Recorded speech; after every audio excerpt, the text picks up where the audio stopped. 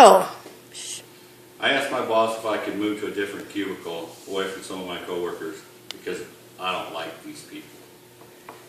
According to a report by the U.S. Equal Employment Opportunity Commission, in 2013, over 94,000 reported acts of discrimination in the United States.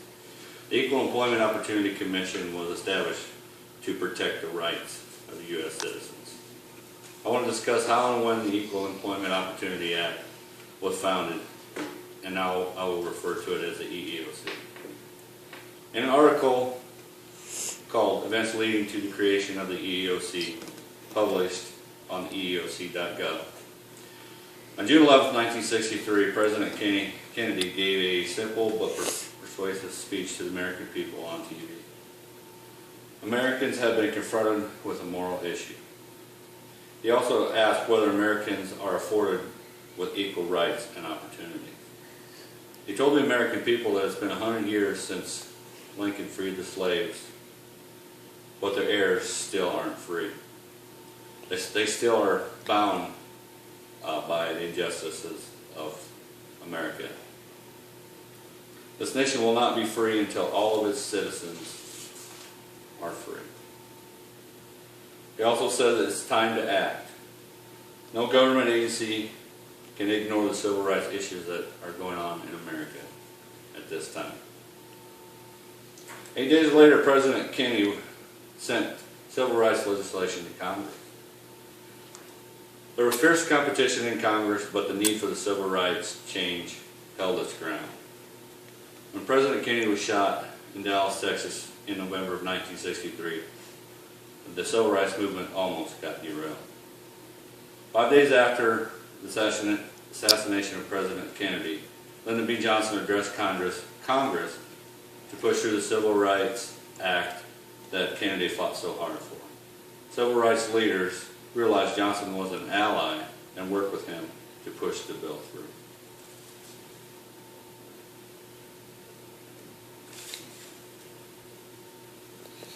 Now let's ask ourselves how the EEOC became law.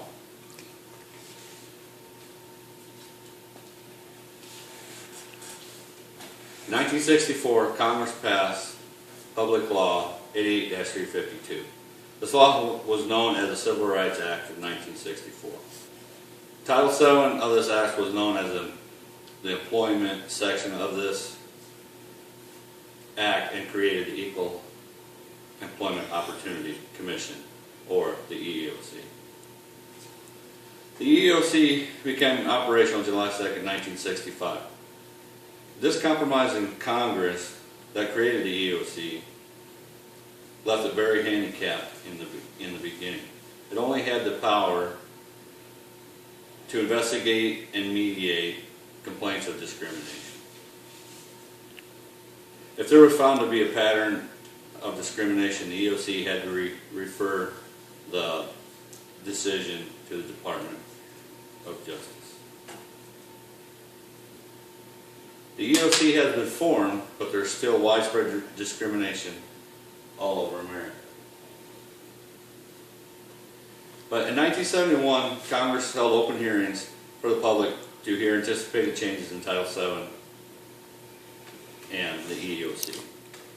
Congress found that there was still widespread abuse and harassment both by private and public employers.